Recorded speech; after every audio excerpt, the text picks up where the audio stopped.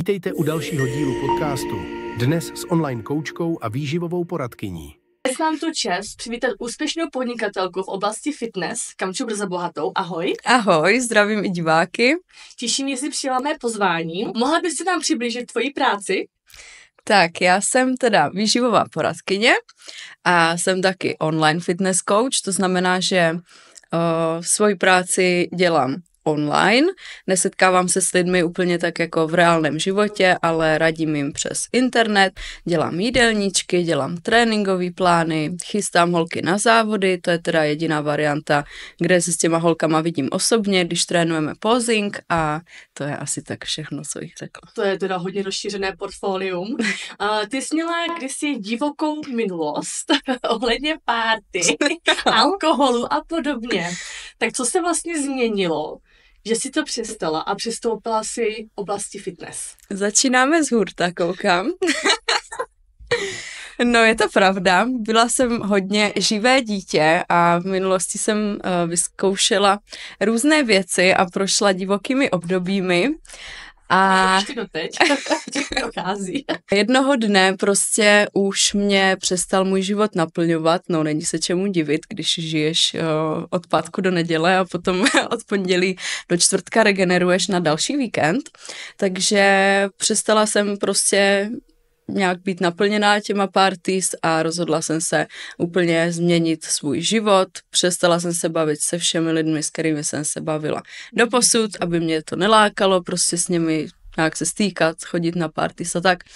A začala jsem cvičit a z cvičení se stala moje nová závislost. Teďka už to tak teda není, teď už nejsem úplně jako závislá na fitness, už si myslím, že jsem trošku střízlivá v mozku, ale začalo to teda tak, že jsem si udělala takovou závislost na cvičení. Já jsem tě právě že sledovala, takže trošku jsem i pocítila, když jsi měla tu silnou závislost a potom jsem i pocítila jakoby ten rozdíl, když už se trošku, jakoby, jak si říká, vystřízlivěla a ten život si začala brát trošku jakoby jiným pohledem. Že jsou i jiné věci v životě než jen fitness. A popravdě jako bylo to velmi takový osvobozující, protože mně přišlo, že se s chvilkama i trápila. Když teď sleduju mladší holky, které jsou vlastně ve fázi, v které jsem byla já pár let zpět, tak to vidím. Je to hrozný, ale myslím si, že je to takový jako stádium, který pomine u všech, jakmile trošku dospějou, takže že každý se tím jako projde. Určitě. Já myslím, že to je rozhodně lepší závislost než třeba drogy nebo alkohol. To asi určitě. Teďko vlastně, jak ses dostala k soutěžení, vyhrála si několik ocenění v oblasti kategorii bikini fitness, tak jak to začalo? Jak to začalo? No, začalo to zajímavě, já jsem teda nikdy neměla ambice závodní. Samozřejmě jsem věděla, že něco takového jako bikini fitness existuje, ale osobně mi to teda ze začátku přišlo trošku zvláštní, jako proč bych já měla chodit někde v plavkách a vystavovat se tam. Veřejně se ukazovat, no ale lidi mi po nějaký době, co jsem cvičila, začali říkat, že vypadám super a kdy půjdu na závody a tak. Prvně samozřejmě jsem tvrdila teda, že nikdy, no ale potom jsem viděla nějaký fotky ze závodů, nějakých jako závodnic, známých fitnessek, ano, a říkala jsem si, tak jako sebekriticky skromně říkám, ale jako já nevypadám zase nějak hůř, než vypadají oni. Jakože bylo to dost podobný, tak jsem si říkala, že to vyzkouším, no a jsme tady. A najednou samý soutěže, vydávání první místa, že? Ano. Já jsem viděla, že jsi vlastně měla koučku, která ti pomáhala k té kariéře a vlastně vystoupit na tom pódiu. Jaké byly rozdíly, když ses potom připravovala sama? No, takže ze začátku jsem měla trenérku, to je pravda, byli jsme spolu 2 sezóny, to znamená zhruba 1 rok jsme spolupracovali. Určitě to bylo dobrý ze začátku, protože jsem o závodění nevěděla nic, nevěděla jsem nic o závodní dietě, o nějaký superkompenzaci, jakože odvodnění, co se dělá před závodama, takže jsem se spoustu věcí od ní naučila. Ale potom později už jsem měla sama výživovýho poradce, už jsem se sama moc zajímala prostě o stravu, tady o ty věci, už jsem měla pod sebou klienty, takže jsem už potom byla taková jako samostatnější a Ta příprava, když jsem se chystala sama, už byla potom jako mnohem lepší za mě, protože jsem pracovala já sama se svým tělem, který jsem už znala za ty roky a bylo to prostě lepší, šlo to líp, ta příprava, i ta forma vlastně byla na konci To jsi říkala, že jsi měla životní formu, když jsi vlastně připravovala sama. Já jsem tě teda sledovala i v tomhle období, já tě sleduju opravdu už velmi dlouho. Myslím si, že před covidem jsem tě začala vnímat a hrozně se mi to líbilo, jakoby, že to musí být opravdu velmi náročný. Ta příprava, ten stres, ty kalorie a jakoby i v hlavě. V hlavě. Ano, hlavně v hlavě. Když jsi na tom pódiu byla, tak jaký jsi tam měla jakoby největší, nebo měla jsi tam nějaký trapas? Stalo se ti něco, když jsi byla na pódiu, co se ti jako nepovedlo? Hele, asi na pódiu se mi nestalo nic, jako nějak trapnýho. Možná jako párkrát byl trapas, že se mi nepovedl make-up, takže jsem prostě měla hnědý tělo a šedozelený obličej, ale tak to se stane, to jako neberu úplně jako za trapas. A jinak asi nic se mi nestalo. Co teda zní trošku trapně, je to taková zajímavá věc ze závodu, tak když vlastně jdete na nástřik na soutěži, tak tam je místnost, v ní jsou takový jako stany, ale takový polostany, že jsou vlastně otevřený, že jde do nich hezky vidět. V nich stojíš nahá. Úplně nahá. Úplně nahá, společně s mnoho dalšími lidmi, i s muži a vlastně dělají vám tam ten nástřik, tu závodní barvu. Takže když jsem přišla na první tu soutěž a viděla jsem to, tak jsem si přišla, že jsem si asi spletla dveře, že jsem jako přišla na nějakou jinou scénu, než na kterou jsem se chystala přijít. Ale i na tohle si člověk zvykne, prostě tak to je na těch závodech a... Úplně nahá. Úplně. A všichni nahý taky. Všichni taky. Tak možná si změním kategorii, začnu závodit. Nebo si tam jen tak budu nastříknout. Podívat se. A potom ta barva. Jak dlouho se to smívá? Nebo jak dlouho to drží na té kůži? Tak ta barva se vlastně směje hned, jakmile vlezeš do sprchy, tak většina toho zmizí. Ale samozřejmě nějaké jako zbytky, stopy na tobě zůstanou, může to tam být třeba 2 týdny, takže většinou, když skončí sezóna, tak potom ještě 2 týdny chodím flekatá, ale tak... Matýnek. Ano. Bikini fitness je kritizováno za přehnané tlačení jakoby na dokonalý vzhled. Co si o tom myslíš? A nebo je to zbytečně takhle moralizovaný? Tak já si to asi úplně nemyslím. Samozřejmě v tom bikini fitness se teda hodnotí celková estetika postavy a celkový dojem té závodnice. Takže kromě toho, jak vypadá to její tělo, jak vypadá svalový základ, jak vypadá forma, nějaký procento tuku a tak se hodnotí i celkově jako výzor, to znamená vlasy, make-up, pohyby, nějaká jako elegance a tak, ale neznamená to, že by tam měla prostě přijít nějaká dokonalá Barbie, ale znamená to, že ta žena by měla být vkusně, decentně, hezky upravená, umět jako vystupovat žensky a tak.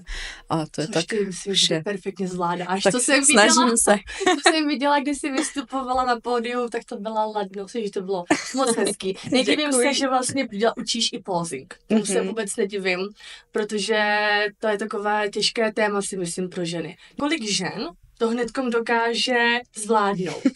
Moc ne, je to opravdu poměrně náročné. Říká se, nebo teda já jsem zvyklá říkat, že ten posing je vlastně to nejtěžší, co se týče toho závodění. Je to mnohem náročnější, než je dieta nebo než je cvičení. Je potřeba nějakým stylem jako získat tu eleganci do svého těla. Já když jsem začínala, tak samozřejmě tam žádná elegance nebyla. A postupně se to prostě získává s tréninkem. Samozřejmě je důležitý být i sebevědomá, protože ta sebevědomost z toho těla vyzařuje. Takže je to fakt náročný. A většina holek s tím mívá problém, ale všimla jsem si, že slečny, které mají nějakou sportovní minulost, ideálně nějakou taneční, jako je třeba aerobik, nějaký druhý tance, nebo aspoň třeba gymnastika, tak mají velkou výhodu, protože jsou zvyklí s tím tělem nějakým stylem jako pracovat. Ty jsi jako mladá dělala aerobik. V kolika letech jsi začala? Já jsem začala zhruba ve 4 letech s aerobikem. Takže taková Simone Biles. Postavu na to, máš malinká si taky. No, to byl můj velký koníček, já jsem závodila i v aerobiku a to jsem dělala do nějakých 15 let a právě to je přesně ten základ, který jsem teďka využila, ať co se týče svaly, ať co se... Tohle je zábavné, to mě baví. To jsem nemocný. Co se týká svalů nebo právě toho nějakého pohybového talentu. A zeptám se na podnikání. Jak to vzniklo? No, to vzniklo tak, vlastně taky úplně nečekaně, já jsem vůbec jako neměla v plánu něco takového. Já jsem vlastně pracovala v cestovní agentuře, když jsem začínala tady s těma věcma. V zájezdech jsem pracovala tady v Třebíči a čím víc jsem vlastně měla nějakých sledujících na Instagramu a fanoušků, co se týče jako závodění, tak mi začali lidi psát, že jestli bych jim neudělala jídelníček, že by chtěli zhubnout a já jsem jim na to psala, ne, to já nedělám, tomu já nerozumím. A to jsem ještě nebyla sebevědomá samozřejmě tady v té oblasti, ale postupně prostě s těma zkušenostma jsem věděla, jak to tělo funguje, jak to lidské tělo funguje, jak reaguje na co, jak by se mělo jíst. Udělala jsem si i výživový kurz, teda rekvalifikovaný a začala jsem teda postupně občas jako nějakým známým dělat jídelníčky, až to teda přerostlo v to, že vlastně v jednu chvíli jsem už si jídelníčkama vydělávala zhruba stejně, jako jsem měla v práci a v tu chvíli jsem řekla, yes, můžu jít. Ty tvoříš jenom jídelníčky nebo jsi i ve fitku a pomáháš s tím tréninkem? Tak já se specializuju hlavně na ty jídelníčky, to je vlastně i oblast, která mě z toho fitness baví mnohem víc a mám k ní mnohem blíž, i přesto, že teda cvičím, tak prostě to jídlo je to, co mě baví. Ale dělám samozřejmě i tréninkový plány, když chystám holky na závody, tak tomu mají i tréninkový plán samozřejmě, ale co se týče třeba osobních tréninků ve fitku, tak to vůbec nedělám, to mě jako nenaplňuje a není to nic, co by mě bavilo. Co mám udělat proto, když chci s tebou spolupracovat? Tak v první řadě napsat. Ale až poté, co si přečteš informace, aby se tě nemusela ptát, protože všechno mám sepsaný na webu kamilabrzobohatá.cz a přečteš si teda informace, podíváš se, jak ta spolupráce se mnou probíhá, jaká je cena, jak to prostě bude vypadat zhruba, napíšeš mi buď to na e-mail nebo na Instagram a potom se domluvíme společně, jak budeme postupovat. A jaký informace potřebuješ k tomu, abys ten jídelníček mohla vytvořit? Tak v první řadě určitě teda potřebuji vědět pohlaví, to teda se jako dá si všimnout, i když v dnešní době to není úplně tak zřejmé, takže radši mi napíšeš, co máš za pohlaví. Potom potřebuji vědět určitě věk, výšku, váhu, to slouží k výpočtu vlastně bazálního metabolismu.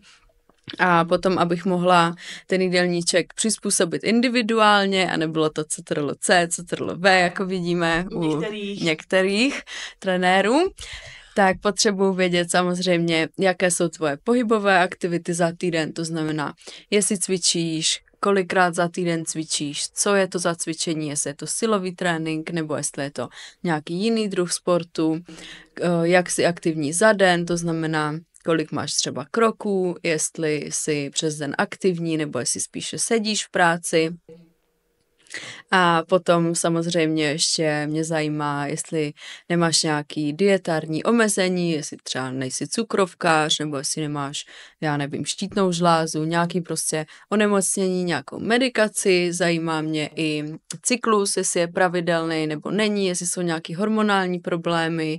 A jak vlastně já zjistím, když mám hormonální problémy? Jak zjistíš hormonální problémy? Tak v první řadě určitě to poznáš, nebo v první řadě, ona už je to většinou spíš ta poslední řada, jakoby, když už na to normální člověk jako přijde, to je třeba rozhozený cyklus, že nemáš menstruaci nebo ji máš nepravidelnou, ale dost lidí třeba neví, že i to, že ji máš hodně bolestivou, už může signalizovat nějakou hormonální nerovnováhu, protože tak by to být úplně jako nemělo. Může to být i padání vlasů, můžou to být problémy s obličejem, může to být ale taky nadýmání, nějaký jako úzkostný depresivní stavy, šílený třeba vlčí hlady, všechno tady tohle můžou být hormonální problémy. Takže třeba když já mám pravidelnou menstruaci, není bolestivá, ale v druhé polovině cyklu mám vlčí hlady a mám úzkosti, tak je to pravděpodobný to, že mám hormonální rovnováhu rozházenou?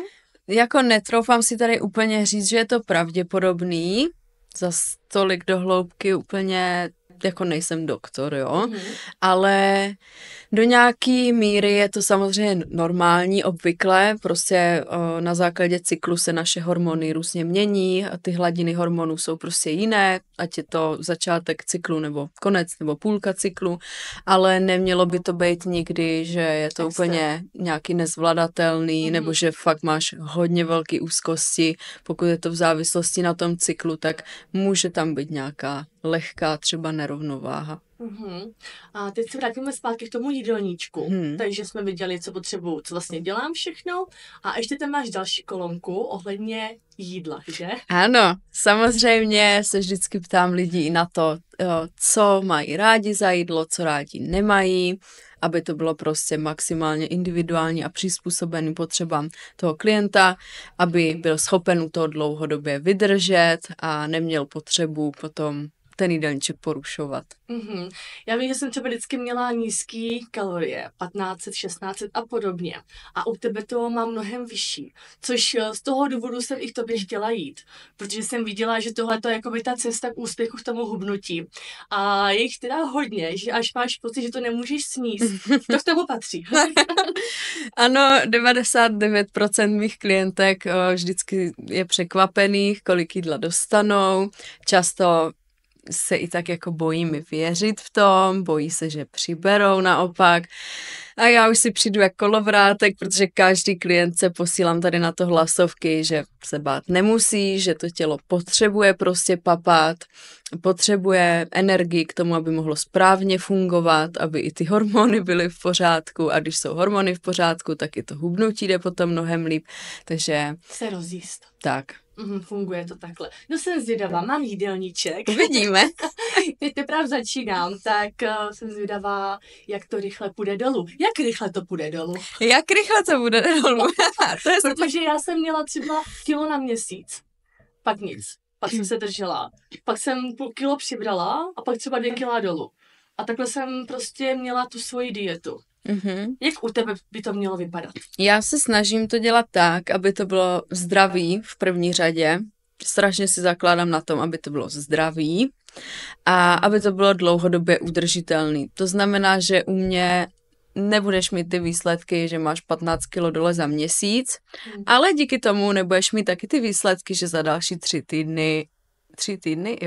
týdny je máš zpátky.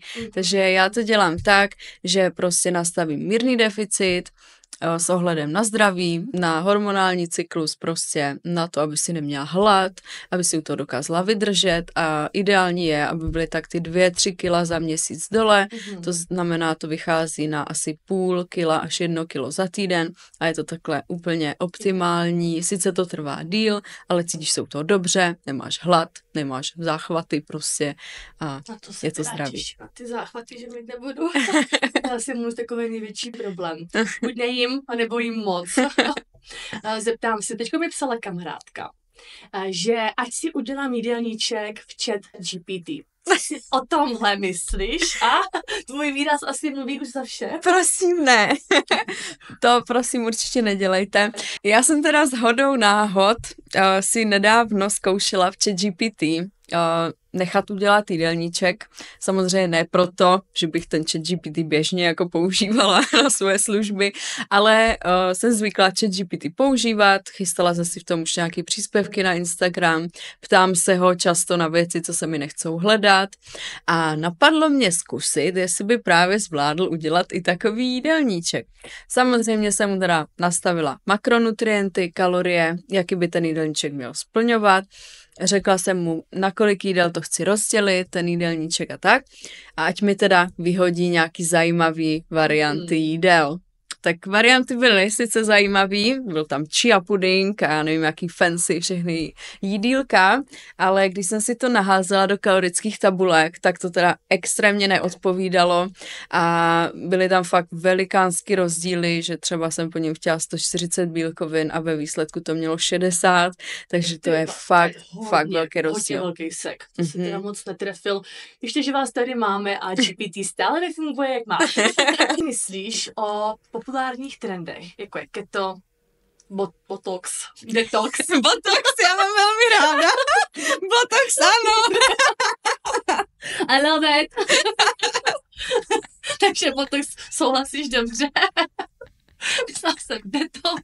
Co si myslíš o extrémních dietách, keto, detox, pusty? Je to dobrý, nebo to je jenom pouze marketingový tah? Tak, já si myslím, že určitě je potřeba s tady těmi věcmi umět zacházet.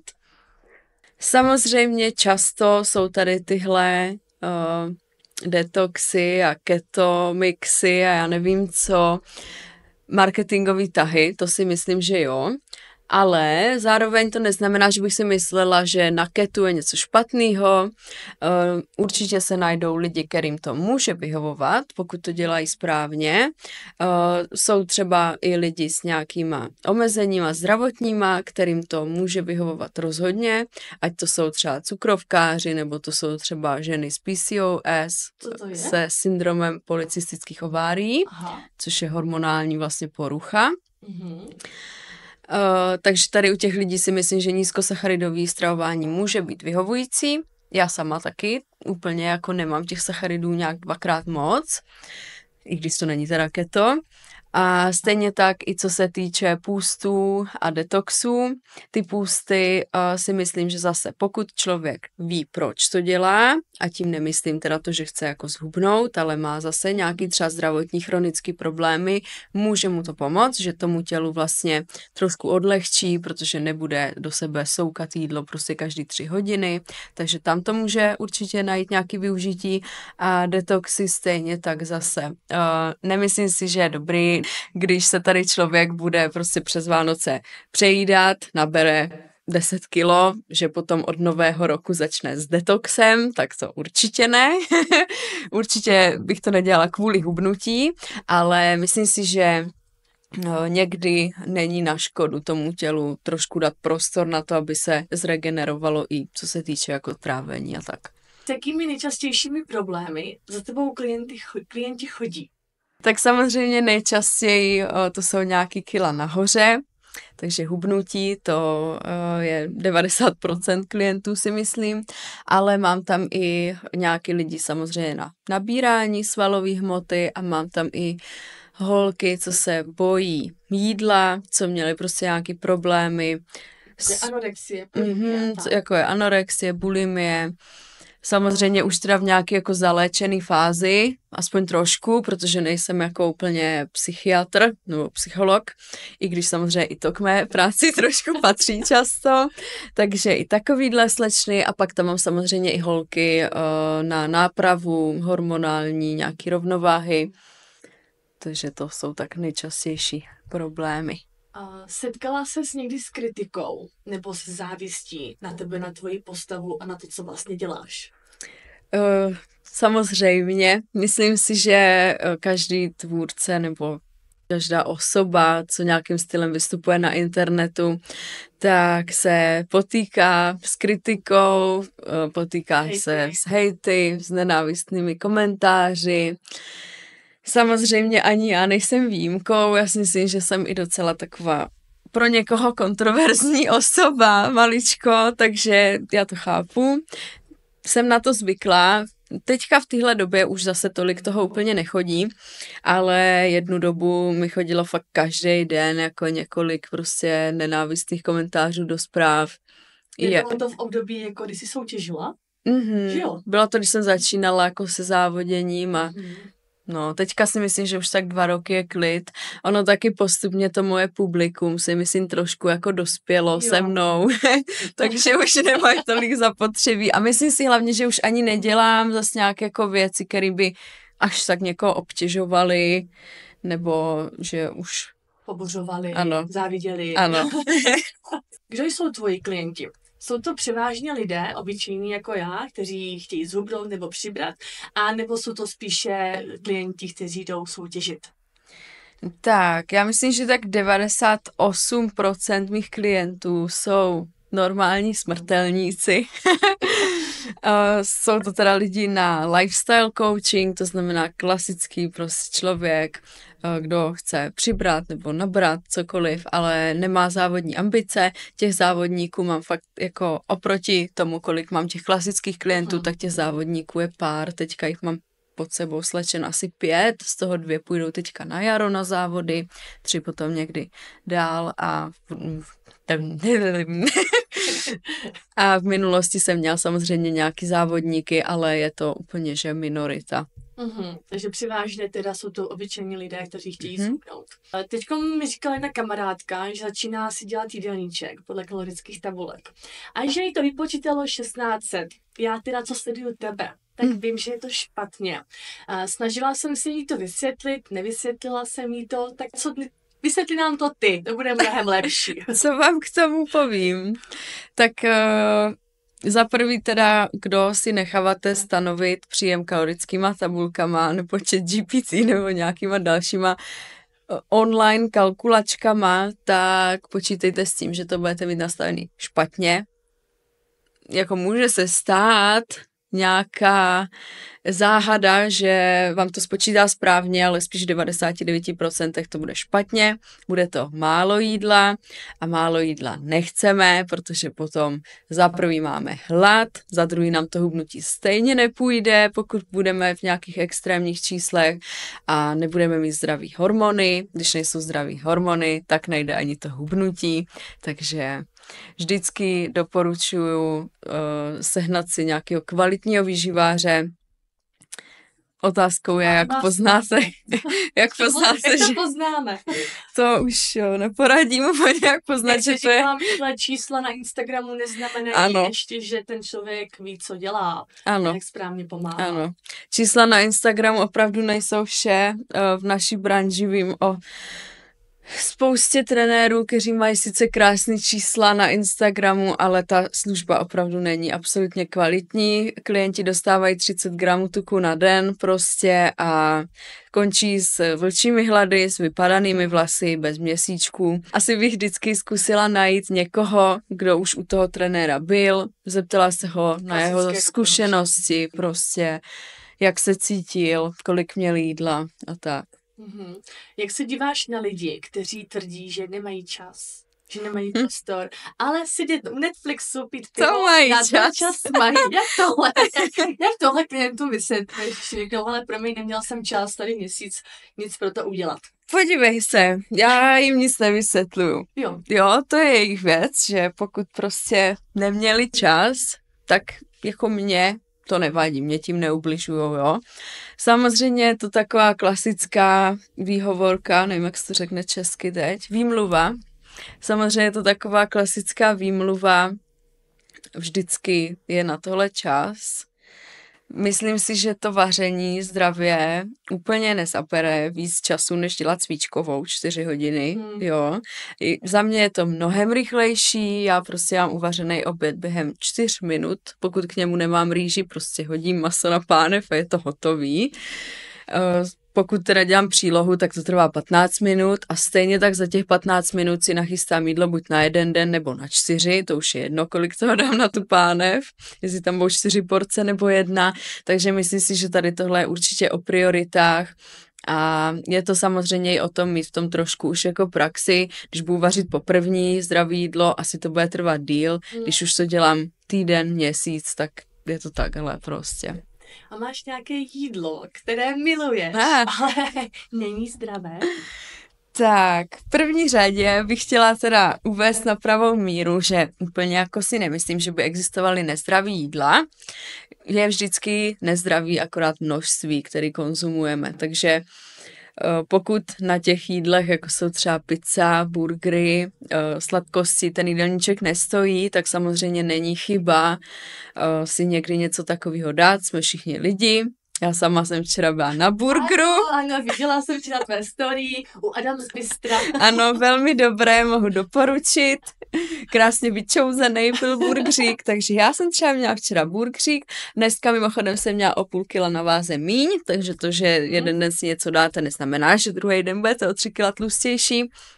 Takže třeba burgery já mám velmi ráda, nebo v poslední době nějaké těstovinky, nebo tak. A zeptám se ohledně váhy. Vážit jste každý den, nebo ne? No, tohle je hodně diskutabilní otázka, když se na ní podíváme trošku jakoby do hloubky.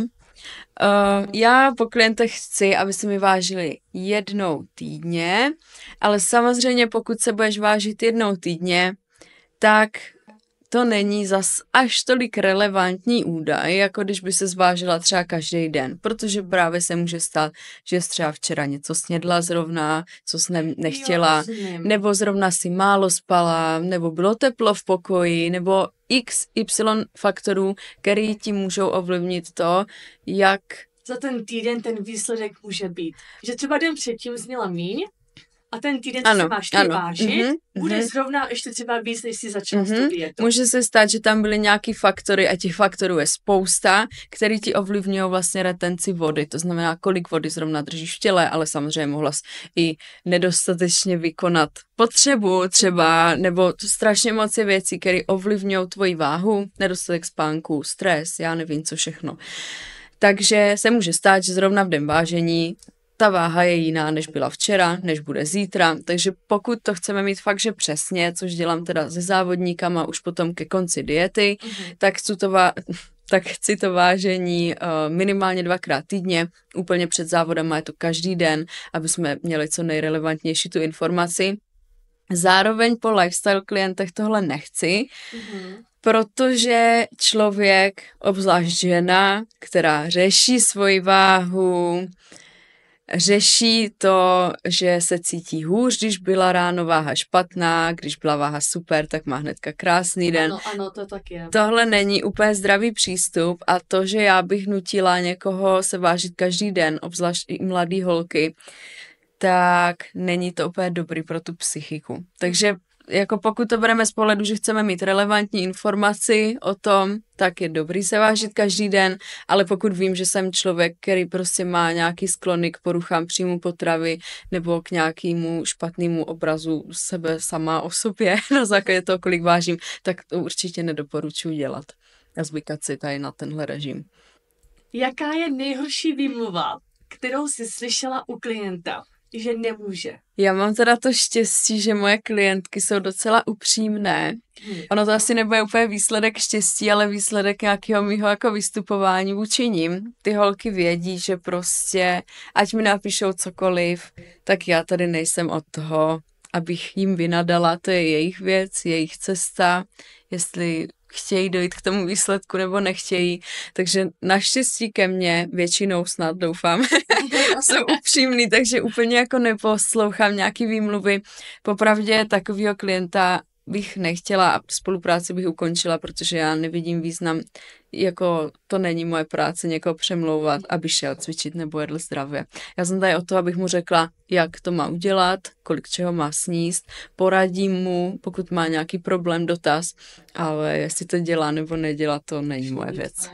Jaké máš plány do budoucna? Ohledně soutěžení, ohledně podnikání, ohledně tvého osobního života?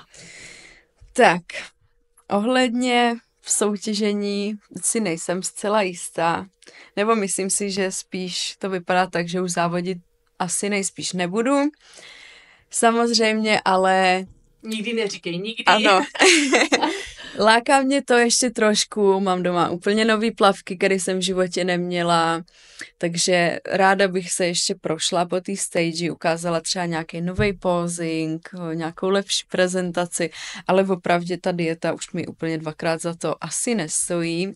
Moje tělo to nedává úplně dobře, nebo vždycky ta závodní dieta, ať ji děláš jak chci zdravě, což já se snažím dělat, ať se sebou nebo se svýma holkama, ale nikdy to prostě není zdravý úplně. I když se snažíš dělat co nejlíp pro to tělo, tak pořád je to závodní dieta a bude to mít nějaké následky na hormony, na celkový prostě stav toho těla. moje tělo obzvlášť tady ty hormonální změny úplně jako nedává dobře, takže často skončím s akné na obličeji hodně, takže to úplně jako už nepotřebuju a hlavně mě už to závodění nedává tolik, co by asi mělo, nebo co jich hodně očekávala. Já jsem za závodění strašně ráda, mě to dalo kariéru, já jsem tam, kde jsem díky tomu. Hezkou postavu. Ano, děkuji. Ale už v tuto chvíli nevidím nějaký benefity, který by mi to dalo a trápit se tady zbytečně kvůli svému pocitu, že jsem si stoupla na stage. Asi úplně už ne, ale jak říkáš, nikdy neříkám nikdy. Pracovní plány, mám tam jeden. Asi řekneš? Asi ne. Když se říkáš, říkej Bohovi svoje plány a on tě pokazí. Ano, přesně tak. Takže jeden plán takový tam je. Doufám, že na blízkou budoucnost, ale zatím nebudu říkat, co to je. A plány do budoucna v životě, tak to vůbec nevím. Já jsem taková, že já celý život se tak nechávám jako unášet. Já prostě něco dělám a něco z toho nějak vždycky vyleze. Kdybys měla dát někomu jednu radu, kdo právě začíná, jako například já teď s tím jídelníčkem, s tím fitness, co by to bylo? Buď trpělivá. Sama se sebou i s výsledky. Takže třeba mám to rozvíst. Jo, mám právě. Tak za prvý s těma výsledkama určitě trpělivá, nic nechtěj hned, pokud to bude hned, tak to bude stát. Za kokotka, nevím, za prd. Tak to nebude stát za nic. A trpělivá i sama ze sebou, to znamená, pokud jsi nová v oblasti fitness, nebo pokud je pro tebe nový to, že nějakým stylem držíš jídlo, vážíš si jídlo, tak nemusíš být vždycky 100% ve všem. Důležitý je prostě chtít, mít tu vůli a pokračovat, i pokud se stanou nějaký přešlapy, i třeba se přejíš nějaký den, pokud si třeba v minulosti měla nějaký problémy se záchvatama, s jídlem a tak. Nevadí, když se to občas stane, důležitý je si, ano, vrátit se zpátky, pokračovat a nedělat z toho závěry, že dneska jsem už to pokazila, dala jsem si na snídani, nevím, donut, takže už celý den budu jíst špatně, ne, prostě jsem si dala donut, byl dobrý a pokračuju dál prostě. Takže ten základ jenom ta trpělivost. Ano. Prostě děkuji, že jsi to dnes se mi vydržela. Kamilko, já ti strašně moc děkuju, že jsi přišla. Úplně to byl nádherný rozhovor. My to musíme asi několikrát zestříhat. Jsme se tady neustále smáli. Já ti strašně děkuju, jsi velmi... Ne.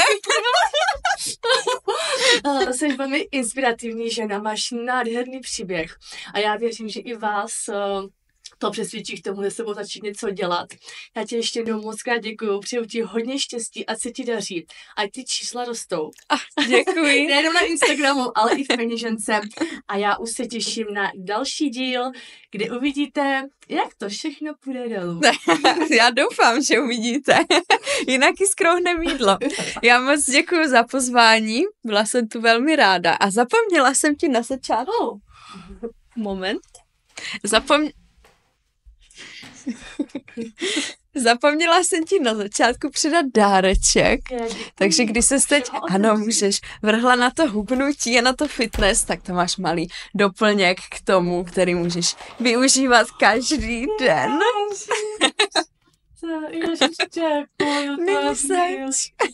Takhle to by mělo probíhat na každém podcastu. Ano, noste dárečky. Noste dárečky, budu mít radost.